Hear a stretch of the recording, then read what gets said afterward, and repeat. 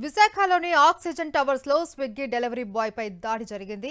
Food delivery చేసేందుకు వెళ్లిన అనిల్ పై flat owner Prasad దాడికి పాల్పడ్డాడు. బాధితుడు ఇచ్చిన ఫిర్యాదుతో ఎస్సీ ఎస్టీ అట్రాసిటీ కింద కేసు నమోదు చేశాము అన్నారు ఏసీపీ నరసింహమూర్తి. ఈ ఘటనపై ముమ్మరంగా దర్యాప్తు చేస్తున్నామంటున్న నరసింహమూర్తితో మా ప్రతినిధి నరేష్ ఫేస్ టు ఫేస్ చూద్దాం.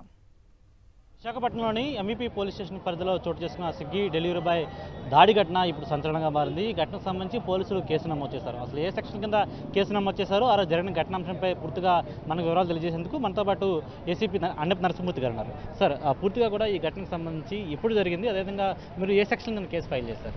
ఈ ఘటన శుక్రవారం నాడు మధ్యాహ్నం జరిగింది. 11:30 నుంచి దాదాపు 2 గంటల వరకు ఈ ఘటన కంటిన్యూస్ అయింది. దాని తర్వాత మీ అందరికీ తెలిసిందే, శనివారం నాడు రాత్రి అందరూ అక్కడ గ్యాదర్ అవడం, ఆ అబ్బాయి చనిపోయాడు, సూసైడ్ చేసుకున్నాడని చెప్పడం, స్విగ్గీ వాయిస్ అందరూ గ్యాదర్ అవడం జరిగింది. మేము ఎఫర్ట్ చేసి అబ్బాయి బ్రతికే ఉన్నాడని ఫాదర్ తోటి అబ్బాయితో మాట్లాడడం, అక్కడతో ఆ నిరసనలు ఆగాయి. మళ్ళీ నిన్న అబ్బాయి హాస్పిటల్ అడ్మిట్ అయ్యి నా మీద దాడి చేశారు, నేను ఎస్సీ ఎస్టీ వర్గాలకు చెందిన వాడిని అని చెప్పేసి ఆయన కంప్లైంట్ ఇవ్వడం, ఒక స్టేట్మెంట్ ఇవ్వడం జరిగింది. అది కాగ్నిజబుల్ నేరం కాబట్టి మేము ఎఫ్ఐఆర్ రిజిస్టర్ చేసి దర్యాప్తు చేస్తున్నాం. అలాగే అమ్మాయి కూడా స్విగ్గీ బాయ్ డెలివరీ చేయడానికి వచ్చి నన్ను మొలెస్ట్ చేశాడని ఆవిడ ఒక రిపోర్ట్ ఇచ్చింది. అది కూడా ఎఫ్ఐఆర్ రిజిస్టర్ చేశాము. కాగ్నిజబుల్ కంప్లైంట్స్ వచ్చినప్పుడు పోలీసు వాళ్ళు విధిగా ఎఫ్ఐఆర్లు నమోదు చేయాలి, దర్యాప్తు చేస్తున్నాం.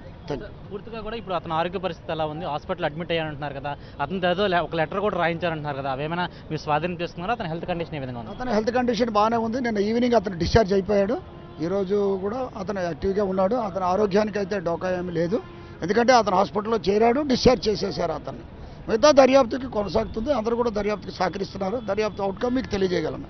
రైట్, ఇది పరిస్థితి. పూర్తి స్థాయిలో కూడా ఇరు వర్గాల నుంచి, రెండు వైపుల నుంచి కూడా ఫిర్యాదులు మాకు అందాయని, ఈ తరుణంలోనే ఎఫ్ఐఆర్ కూడా ఫైల్ చేస్తామని, కేసు నమోదు చేసి దర్యాప్తు వేగవంతం చేస్తుందని, అందులో భాగంగా పూర్తిగా రెండు వైపుల నుంచి ఫిర్యాదులు అందినప్పుడు ఖచ్చితంగా రెండు వైపుల నుంచి కూడా దర్యాప్తు చేయాల్సి ఉంటుందని కూడా ఏసీపీ చెప్తున్న పరిస్థితి కనిపిస్తుంది. విడుదల శంకర్తో నరేష్, సాక్షి టీవీ, విశాఖపట్నం నుంచి.